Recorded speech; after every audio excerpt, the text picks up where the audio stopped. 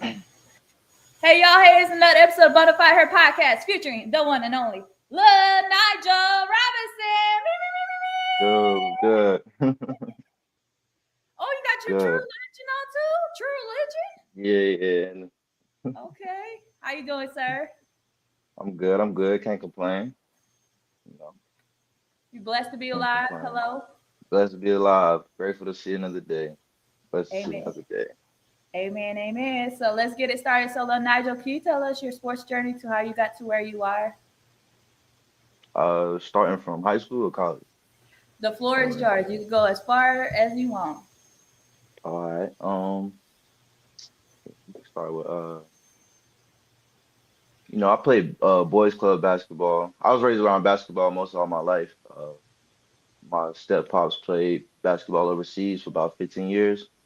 So I had the opportunity to go overseas when I was one and travel over there. I don't remember nothing, but watch games and stuff. Um, we actually lived overseas. The one I do remember is when we lived in France for like a year and a half. Uh, then we came back or whatever. But playing basketball, middle school, uh, started in seventh grade, and then when I was in South Carolina, and then I moved back eighth grade, went to Harris Road Middle School. Uh, Not sure if I was gonna make the team, but I made the team. Then I actually moved again to Concord High School, um, and then played JV 2 years, and then 2 years of varsity. And then I had the opportunity to go to college. Uh, it was a situation like it wasn't really I mean, it was a scholarship, but the coach that recruited me, he ended up leaving when I got there.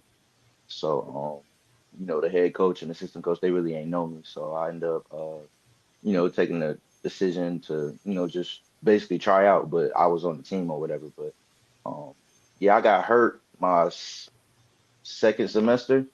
I played a little bit, but I didn't play as much because I was a freshman, but definitely should have been playing more, but experience wise. But I got hurt my second year. I mean, my second semester. I broke my I think it's called my tibia, my left ankle.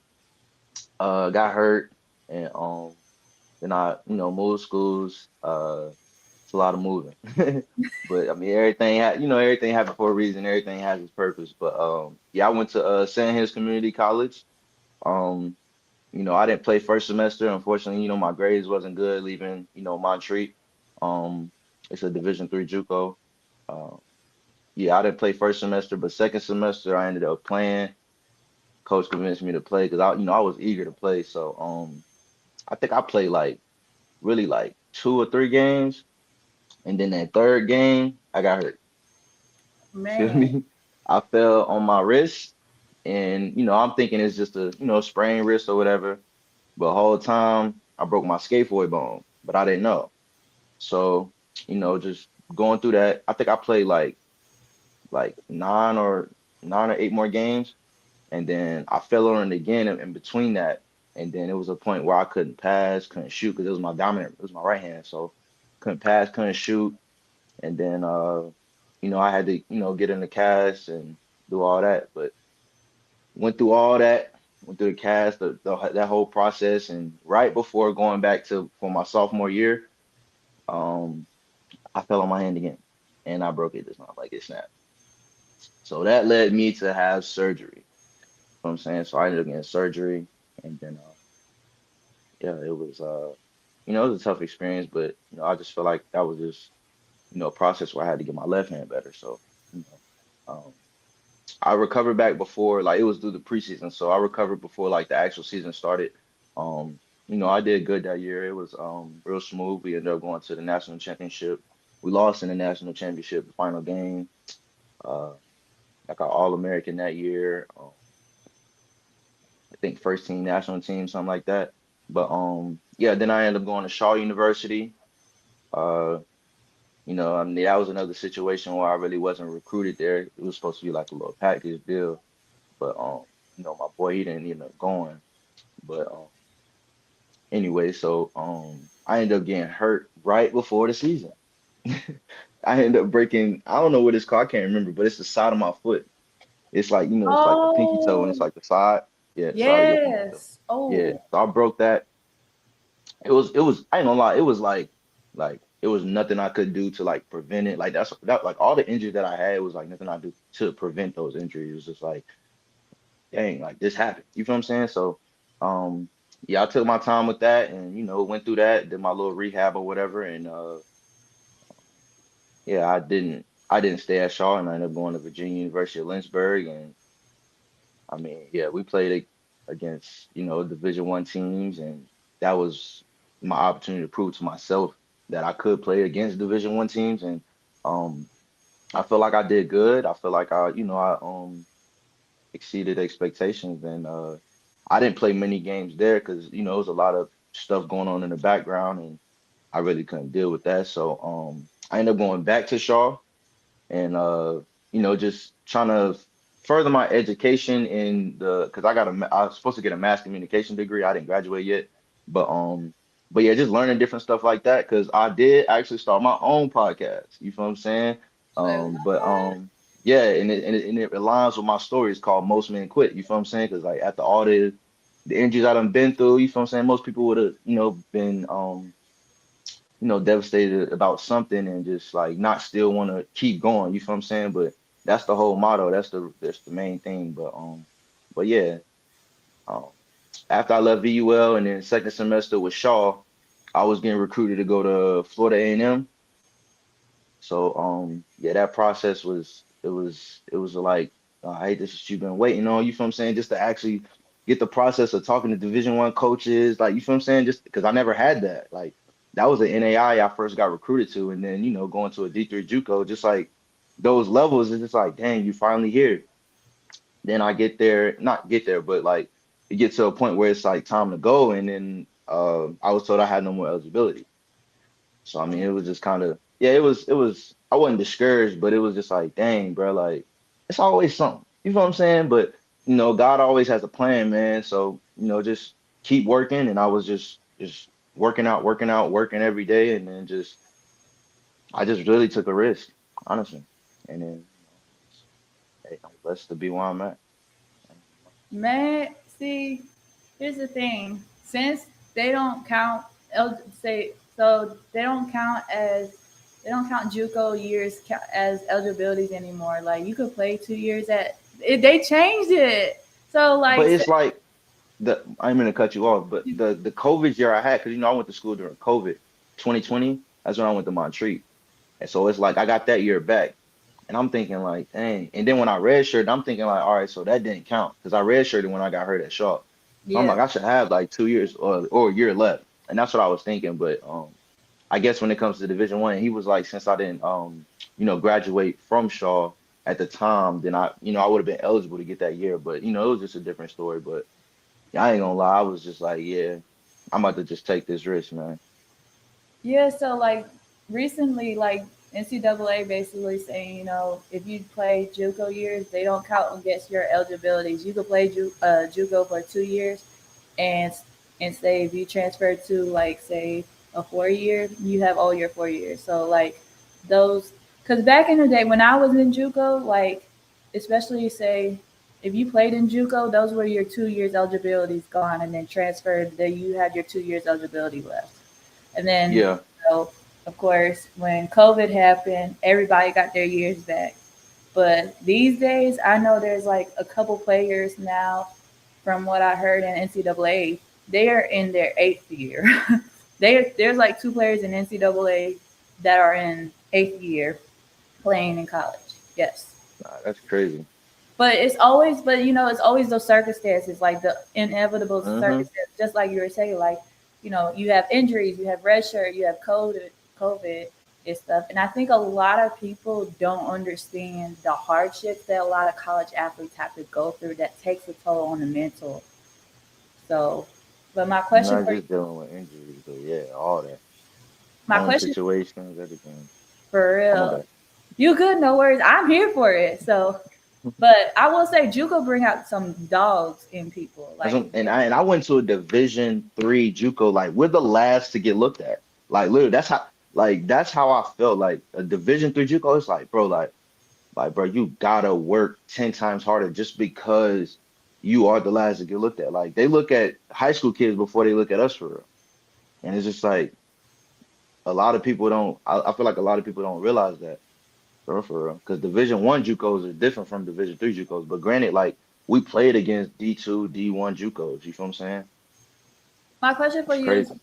so my question for you is what would you say are some of the misconceptions of JUCO competition that a lot of people like to say downplay? Um, Basically, like if you like looking at a, like I said, looking at a D3 JUCO from a D1 JUCO, it's like, oh, you better than me just because you're at a D1 JUCO. You feel what I'm saying? But I really wouldn't say that because my team actually beat a D1 JUCO while we was, you feel what I'm saying, at a D3 JUCO. But I really, I, I think it's just my mindset when it comes to it. That's just like looking at a NAIA versus a Division 1 guy. You feel what I'm saying? Of course, there's levels to the game, but at the end of the day, if you can hoop, you can hoop. Yeah, but because it's different circumstances. You might be there just because your grade's not good, or you missed out on the opportunity here. But yeah, I really think it all depends on the situation or circumstance. But I don't really think it's. But a lot of people do, misconcept like the levels to the game. But I think it's still different. Yeah, Or I'm telling y'all, like JUCO bring out some dogs in people. Like I folks do. don't.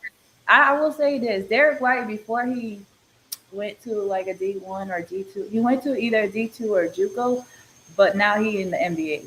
There's some Hmm. people in the JUCO that are in the NBA or in the league. Yeah. So like, and that the competition is crazy. Like you just said, like they get out the mud. Like they playing like they have. I don't want to say so much to lose, but they got everything that they worked hard for.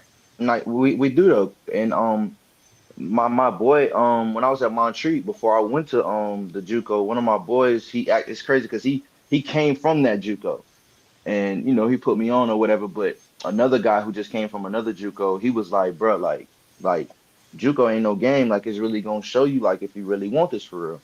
And like when I got there, it's like you have to make the decisions to do what you got to do. You feel what I'm saying? Like if you want to get those extra shots in before class, if you want to get those those extra reps in after practice or before practice, like that's on you. Nobody gonna make you. That's just because like I'm not gonna lie, like granted, like my D3, my JUCO, you feel what I'm saying? It was probably one of the best Division 3s in North Carolina. Cause the way, my coach ran it, the way he handled it, the practices, the schedules, everything was organized, everything was in line. And, I just feel like yeah, he ran a good a good team. Like the team was real, it was real organized, honestly. And this leads to my question, from college to like say to the pro am and the professional level to where you're at the overseas. For first of all, we met at the Queen City Pro Am. Shout out to them because who Mhm. knew? You be and it's surprising you be knowing everybody. It's like North Carolina, it's the hoop state for a reason. It's like everybody know everybody if you're like a real hooper. The So ball makes the world so small. it really The ball does. makes the world. It really does, and that's the truth. So my question for you is, say, what was it like for you to hoop at the Queen City Pro Am? All right. I think my first year was 2 years ago before I went to Shaw. Either one of those. Yeah, I think it was no, after. Yeah. So my first time hooping in the program, I ain't gonna lie, I was nervous because it's like, dang, these you feel what I'm saying? I'm actually playing against pros. When I got out there, I'm like, man, I be playing against these dudes all the time. You know what I'm saying? But it depends on who was on the court though. But like I think who I played against my first game last year was I think it was Davion Williams. That was the first dude I played who was like, already pro. And he was already, you feel what I'm saying, already on that level or whatever. And he definitely set that tone though. Like this is you feel what I'm saying? Welcome to the pros, bro.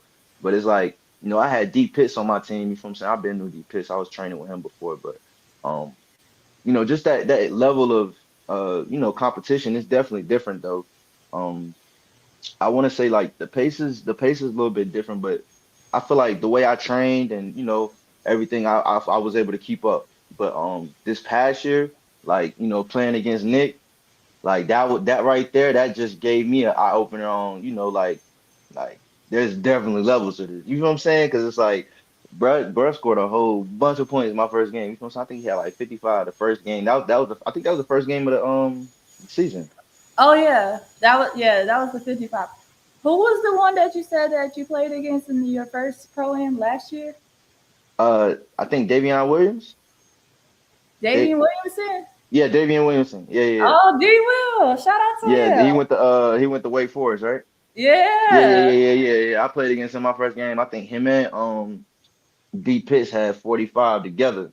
D Pitts was on my team, and then bro had Yeah, that was a great yeah, matchup yeah, right that was a there. great matchup. You feel what I'm saying?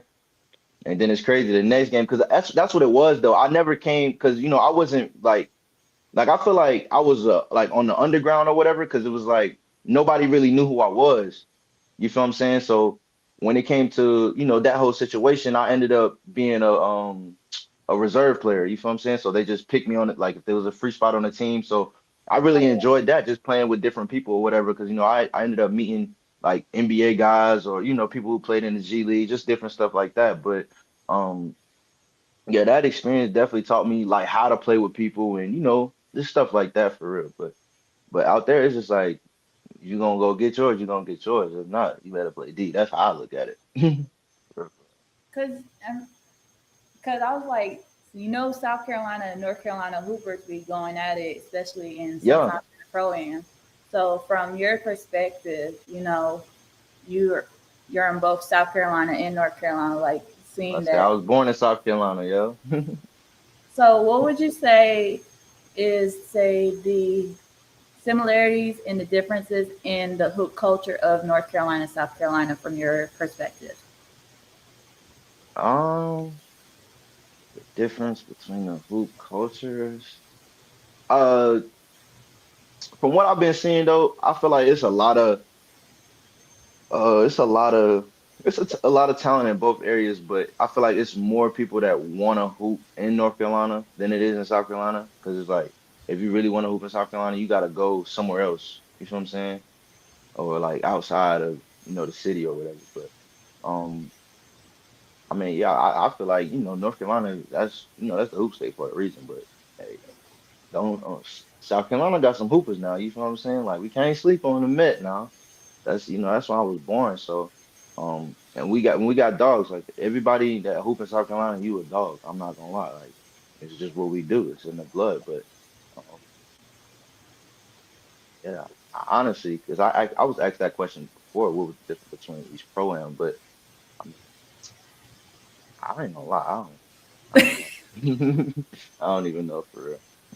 I mean, South Carolina got some hoopers. I ain't gonna lie, Yeah, yeah, yeah. We do though. Yeah, yeah, yeah, for sure. I I know. rep both. I rep both. I ain't biased between nobody. I mean, I know some hoopers from South Carolina, some that played at the Met, some like are overseas right now. So it's like, and also, hello, y'all have Asia Wilson, so y'all cannot sleep on Yeah, for that. sure, for sure. It cannot. It can never sleep. Y'all cannot sleep that Asia Wilson is currently right now is the if you think of South Carolina hoops, like someone to represent the whole state of South Carolina for basketball, it's like you gotta Hmm. say Asia Wilson because Yeah, for sure. she got a whole statue and she ain't retired yet. She ain't retired and she got a whole statue in South Carolina. Like, Yeah, she definitely is tough. so my question for you is, I definitely see you advocating for women's sports. So my question for you is, what inspired you to advocate for women's sports and women's basketball? Um, honestly, it's not a lot of, I feel like if I'm be transparent, it's not a lot of respect for, women's sports or whatever, but they work hard just like we work hard, besides being a female, like it's a lot of things that, comes behind the game. So it's like when it comes down to, being an athlete and training, it's just, I feel like it's about respect. If you're gonna work out and you're gonna do it every day, I feel like you should get the same respect as a man. because it's really the same thing other than gender. You feel me?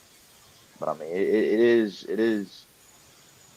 yeah. You feel me? Like, but I support female hoops. Like, I love watching female hoops. When I seen the girl dunk the other day, like that was just like amazing to me because I never seen that before. You feel me? It was like, dang, like you can get up there, like that's crazy.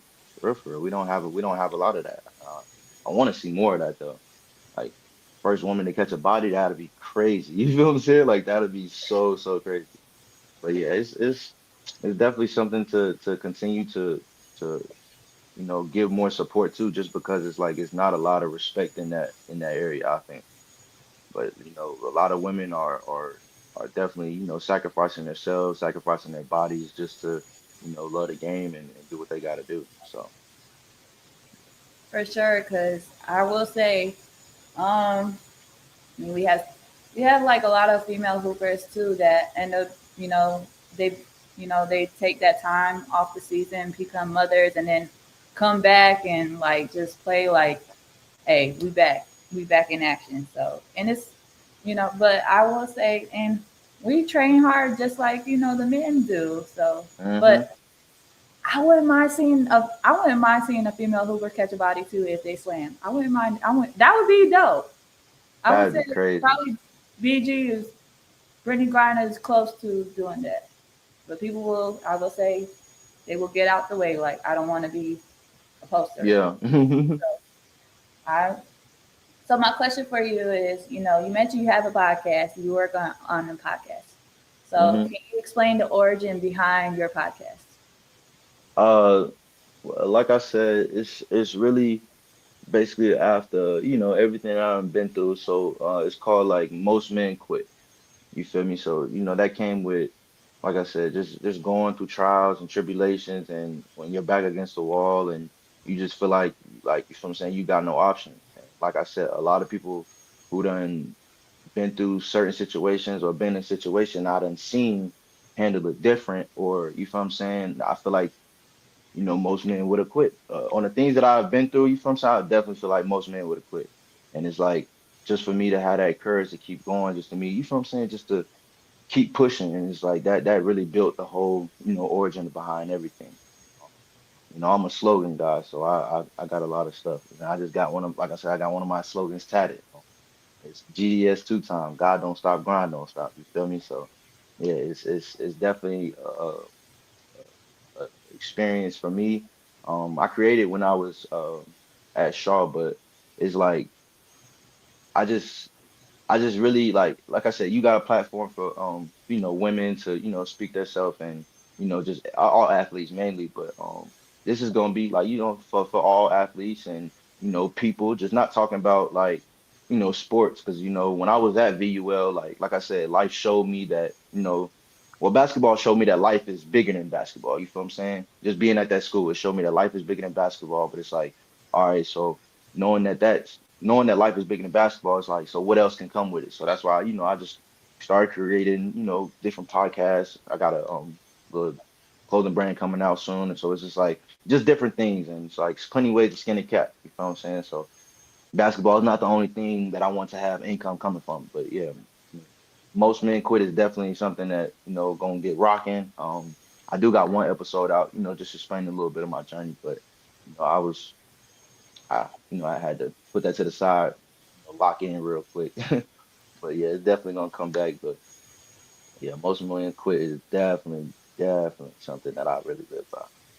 I'm about to say you better do it because I'm definitely tuned in for it because I think that is something that needs to be heard a lot because hmm there are certain situations, there are certain things that, just like you said, that most people would quit, most men would quit, but Yeah. um, I think you know definitely they definitely need to hear it for sure because I know I'm tuned in for it. So, I but was about to say like not only that, but like um like just like I said, getting a different perspective. Like that's it. Like because like not only just outside of basketball, living situations, or just dealing with people who who you thought you trusted and loved, like all everything. Like I'm talking about the whole one nine. Like Yeah, it's definitely gonna be definitely something to talk about. I got a lot of I do got a lot of guests. I actually made like 3 episodes already, but I just ain't drop it and edit it.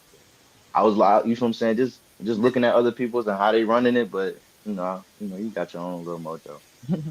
I mean, I will say this is a one person, what's it called? One person train. This is all Right. everything, editing, the posting, the this is all me. That's all that's this right here. That's all Yeah. one person train. That's I, good though. And I know that takes a lot of time too though, because I just doing the little stuff that I was trying to do that it was taking a lot of time.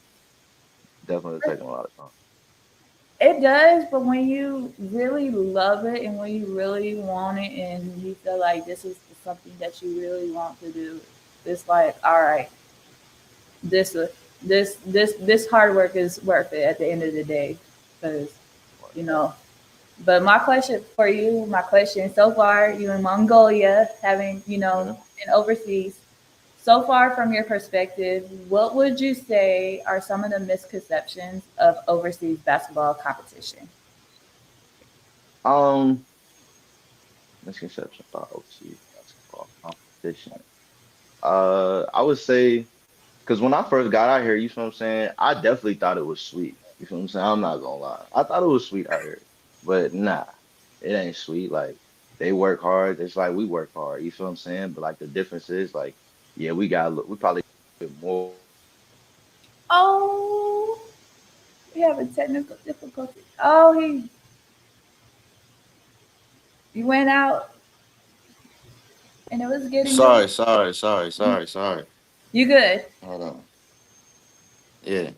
But yeah, it's like I said, I thought it was, I thought it was sweet out here, but they work hard just like we work hard, and you know, it's just like I feel like it's the same thing. Like everybody is once you get on the court, you feel what I'm saying? That's when you can really tell. Like, granted, it is a little bit people that are like slower or faster, but it's really I feel like it's the same. Like, because if you like I ain't gonna lie, when I first got out here, like I was like, all right, like the way somebody look or like you feel what I'm saying, just off of first eye contact, it's just like, all right, I ain't gotta do too much of this, but it's like, nah, when you get on that court, you need to do everything in your ability just to, you feel what I'm saying, just to maintain. Cause it's like, if you think you about to be lackadaisical on defense, oh nah, they gonna blow right past you. You feel what I'm saying? Like some shit, some of these boys can dunk, they can get on that rim. So it's just like a lot of things that I wasn't expecting. It's just like, yeah, all right. So I mean, they can do the same thing we can do at the end of the day. But it's like I don't really think nothing of it for real. Just honestly, just come out here and hoop, bro. For sure, because like I said, oh, this also, y'all, this is one of those blooper moments. This is what makes my podcast raw road. The blooper moments where say the screen goes black, because hey, it happens. It be like that sometimes. So, so my question for I always like the competition for overseas is like crazy. Like from watching the games, like they'll hit you with a huge foul. Like you get fit, they get physical. It's not as like say Man. in the NBA, like if you do a hand check, that's a foul. But Mm-hmm. overseas, they you gotta probably get hit somehow, some way to get called a foul. Somebody told me like well my teammates were telling me like when I first got here, I think the first week, like cause the way we was practicing, like we was practicing on taking the bump. You feel what I'm saying? We was practicing on taking the bump. So it was like they like, yeah, bro, like it's like Detroit basketball out here. Like they foul hard. And I'm like, oh word. So that just gave me the I need to stay in the gym, you feel what I'm saying? So I can go through that contact and absorb the contact. And that's another thing, like you feel me? Like that we like you said like we don't in the US it's like it's not a, like if it's a foul it's a foul but over here like they may you got to play through it. I ain't gonna lie, it's a lot of playing through it, but I mean that and what I was taught like training they I was taught to go through them play through the fouls, but it's like a foul is a foul, you feel what I'm saying? Like come on now. But I definitely done been in some moments, you feel what I'm saying, throughout these past few games, like all right, I done got fouled. Why you not making that call? But it's like you're not just gonna worry about that. You gotta get back on D. You feel what I'm saying? So that's when it comes. It definitely gets mental when it comes to that standpoint. But yeah, you just gotta play through it. But I've been seeing you having some double scores, sir. I was like, double Yeah. double with it. Definitely trying to. You feel what I'm saying? Trying to keep this thing going. I'm in the second league right now. It's definitely a great group of imports in here. It's a great few local players too. Like it's just I ain't gonna lie. The game is no different from home, but like I said, when it's imports and locals, is on.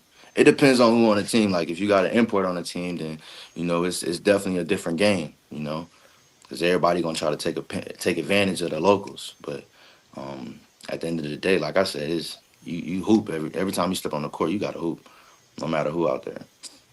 For Absolutely. sure. And this leads to my question. I always say that athletes are humans first.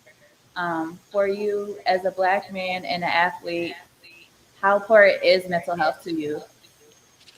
Honestly, man, mental health is definitely important. And I just being alone because like this is my first time being in my own, being in my own space, being by myself. So I mean, of course it get lonely, but at the end of the day, that's like I've done built a connection with God, so I feel like I'm good, and just basically staying busy because I done been in dark moments where I was mentally down or depressed or whatever, but at the end of the day, like I done came through that, so it's like this ain't really nothing for me. So the only thing is, just missing family or whatever, but I can get through that.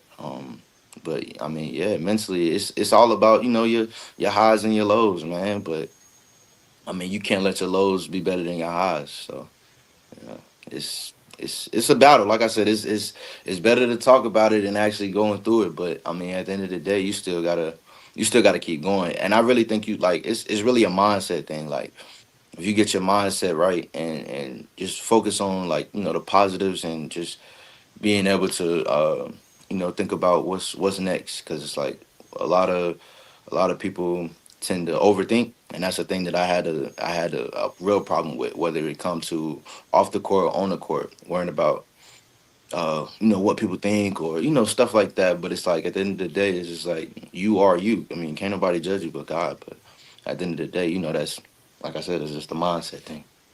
Ooh, you better let them know. Let them.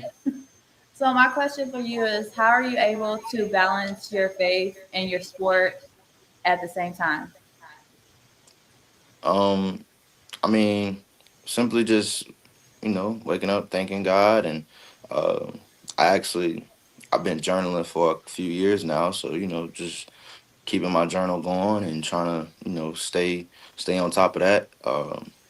It's I have like a schedule. You feel what I'm saying? I try to schedule myself to do certain things at certain times, and every day is not the same, so adjusting to whatever. But um, praying before I go to bed. Just making sure I got my devotions coming to me and, looking at stuff like that while I'm eating or, watching TV or whatever. But the main thing is really just journaling because you can't, I wouldn't even be here without God. So it's just like I have to prioritize that right there first, honestly.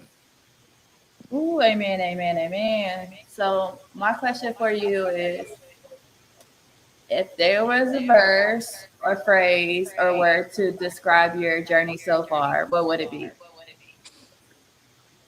There was a verse or a phrase to describe my journey so far. Ah, dang, you got me thinking on that one.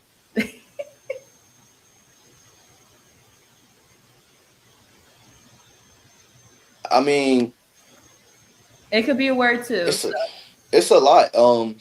I'm gonna just give you based off what you feel I'm saying what's in me. So, um, one is created highly gifted, and two I'm gonna go most men quit. You feel I'm saying? All glory to God. Like all those right there, I got tatted on me. So it's just like that's just me. And humble Dior. That's it. You feel I'm saying? That's it.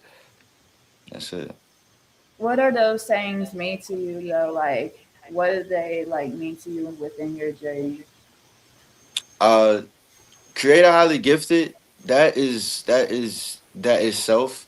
Um, but just the process of going through stuff. The creation of being, you know, um, gifted. You know what I'm saying? And what I mean by that is just like everything is not just all right, you start here and you're automatically good. You feel what I'm saying? It's like you gotta be creative. It's a process with everything. You feel what I'm saying? Like that's what I mean by creative, highly gifted. Everything is a process and you gotta go through certain things. And all those align with either most men quit or all glory to God. Cause like I said, I wouldn't be here without God. And with Humble Dior, that's a new one that I came up with last year. I got it from one of my boys. Shout out Deontay, man. But I'm a humble man, and Dior is spells different, not like Dior, it's Deor. You feel what I'm saying? But that is it's an old English poem. I think back in the day, it was about a man who went through a lot of stuff and. Just the process of losing it all. It sounds like Job's story, but like losing it all and being critiqued and having a lot of stuff thrown at you at one time. You feel what I'm saying? And things being taken away, you going through like basically different battles, but it's like, are you gonna quit? You feel what I'm saying? And that's what really aligned with me because I'm telling you, like on the inside, it's like, dang, bro, like, cause it felt like a breakthrough when I finally got this moment. But at the end of the day, it's just like you still deal with certain things, but you got to be grateful. You feel what I'm saying? But at the end of the day, it's like when you look back and it's like, dang, all the stuff that you have overcame.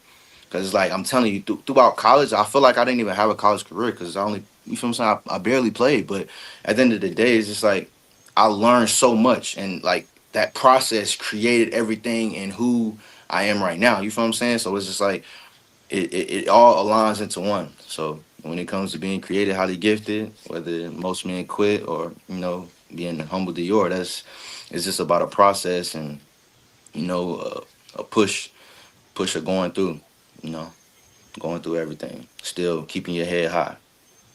Ooh, you better let them know. Let them know. So of course, I always ask my guests this question because bona fide means authentic and unique, but for the Mhm. man, it's the authenticity.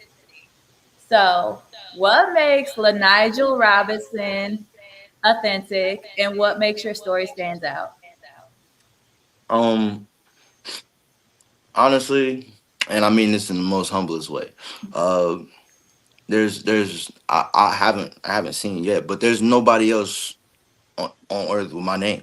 You feel what I'm saying? And I don't know whether it's spelled the same or said the same. You feel what I'm saying? It's like when I was younger, I didn't even like my name. You feel what I'm saying? But just the to have this type of the life that I have is not easy. You feel what I'm saying? And just to be blessed with being able to go overseas at a young age. You feel what I'm saying? Just to see the world and just be a part of the game of basketball is just like that's real itself. But just me personally, I just feel like I'm a real stand up guy. I got a good character, and at the end of the day, it's just like um, I don't think you'll find another guy like me. You feel what I'm saying? And like I said, I mean that in the most humblest way. But at the end of the day, it's just like, hey, um, teach his own. But yeah. What was the second question? What makes your story Yeah. stands out? Oh, what makes my story stand out? I ain't gonna lie.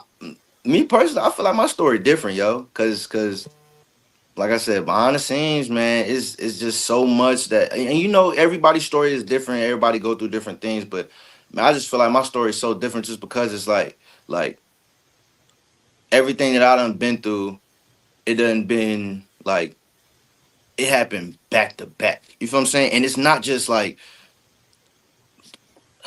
I mean, when everything come out, it's gonna come out. But at the end of the day, like I said, when the back to back stuff is just like more like dealing with injury, family life, you feel what I'm saying? Just stuff like that. And it's just like the way my mindset is like I chose not to give up. You feel what I'm saying? And it's like I chose to keep going. And it's like me seeing other people's story because like I'm an empath and I put myself in other people's shoes. You feel what I'm saying? So like I feel for others, bro. So it's just like when I see somebody else going through stuff and like I try to put myself in their shoes or see how I would deal with that situation. You feel what I'm saying? But my situation, I look at theirs, not really like judging or whatever. But it's like at the end of the day, it's like, dang, bro, I would handle that differently. But it's like, dang, I don't, you feel what I'm saying? Because I was judged a lot growing up. You feel what I'm saying? It's like you judging me, but you don't know what I'm going through. But at the end of the day, it's like I can't blame you because what you see is what you see. But I just feel like I'm different, yo. I really feel like I'm different, and like I said, when it's all said and done and documentaries come out and all this other stuff, you feel what I'm saying? I'm telling you, it's definitely gonna be like, yo, like this young kid went through a whole lot of stuff, um and it's just amazing what you can go through and get through when you put God first. Because at the end of the day, like I said, I wasn't always the kid who was good at basketball. I had to work for this. You feel what I'm saying? I didn't always have a good attitude. I didn't always have a good mindset. You feel what I'm saying? I had to work for this. I had to go through a lot of things to get through a lot of things to be how I am today. You feel what I'm saying? And at the end of the day, I can't thank nobody but God. But yeah, like I said, I just feel like just different, man. Different. Woo! You better let them know. Uh, yeah, let them know. See, I see, because it's so true. Because that hit deep in my soul.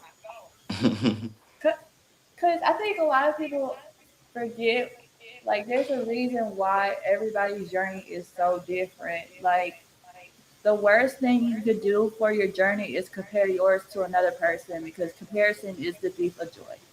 Yeah, you're right though. Definitely is. And Because, I had a problem with that too though. Comparing my journey, like whatever I've been through, it's like, dang, like I wish I was, you feel what I'm saying? But it's like, nah, you on your own path. like, and then also, like, you never know how long that person had to wait on their timing. So it's like, Mm-hmm. I was someone the other day. I said, look, just because you see someone else's blessings coming true doesn't mean yours ain't. Don't let someone else's blessings discourage you. Let it encourage you. So Yeah. it Don't gives you show resentment. boom. Because your timing is your timing, and what's meant for you will always arrive in God's perfect timing at the end of the day. So, Mm-hmm. I used to tell my folks like, God not gonna put you through something that you can't get through. Like in the Bible it says you're supposed to go through stuff. You feel what I'm saying? So as you go through it, it's basically like how are you going to get through this? And that right there, once I read that, it really changed my mindset of like things happening. Because it's like I said, when things happening back to back, like recently, I just think about it like, all right, basically, what is this trying to show me? You feel what I'm saying? Or like what's next? Like, are you gonna stop right now? You feel what I'm saying? Like you had this whole thing planned out, but boom, something just happened. Now it's like, all right, now what you gonna do? That's why I really think life is about adjusting, because you got to be able to adjust to anything, because everything not gonna go your way. And I feel like that is a part of the plan. Like God wants you to have these things set in mind to do, but once something goes wrong, now what you gonna do? You feel what I'm saying? And that is a part like the testing and the trials and everything that comes with it. That's how I think. ooh, the power of adaptability right there. Mm-hmm. It's, it's so true, man. But however, like adaptability is so hard just because some people ain't used to it. Yeah, and that is right though. A lot of people not used to adapting. A lot of people not used to, just to adjust. You feel what I'm saying? Like they want it their way, this way. You feel what I'm saying? But it's like I got out that mindset. Like everything not gonna go your way, and that's like I don't want to say like a childish mindset because I've seen like a lot of people like want it this way at this time. You feel what I'm saying? But it's like once you get up out of that, like everything happens for a reason, and that's what I live by. Everything happens for a reason. Honestly. Man, man, it's so true though, for real. So, Lanigel, can you let the folks know how where they can find you and if there's any upcoming games happening your way? Hey, y'all can find me on Instagram, 94feet.3, or Facebook, LaNigel Robinson. Um, I do got 2 games coming up, Saturday and Sunday for me. It'll be Friday and Saturday for y'all. Um, yeah, again, I don't know the times right now, but you feel what I'm saying. I get back to y'all, or I post it on the gram or whatever. But just stay locked in and you know keep God first, man. Y'all heard it from here first. Y'all be sure to follow LaNigel at 94 feet dots number 3. And be sure to tune into his games, which is Saturday and Sunday his way, which is Friday and Saturday our way. Yeah, yeah, So I'm trying to get used to the time converters now. I'm trying to get used to yeah, it. yeah. It's like nighttime. My nighttime is y'all morning time, and my morning time is y'all nighttime. So that's the biggest adjustment for me. So like during the day, it'd be like 2 in the morning for y'all, for me. Man. hmm But it happens though. So, but it makes the hmm world go around and makes it better. So, Yeah, I love it though. I ain't gonna lie, I love it over here. It's just cold, being the negatives for real. y'all be sure to follow Lil Nigel. Y'all be sure to check out the live replay of Bonafide Her Podcast, episode 200, featuring Lil Nigel Episode 200. Robinson. Thank you for having me. Thank you for having me. Honored to represent 200, y'all. Yo, For you're sure. always welcome. It is an honor to have him for 200. It is. Look, I wanted to make sure to get this man to come on the podcast, y'all. So be sure to check out the live replay of episode 200 of Bonafide Podcast featuring the man himself, Nigel Robinson. Y'all can check out the live replay after this. Thank you guys for tuning in. Peace.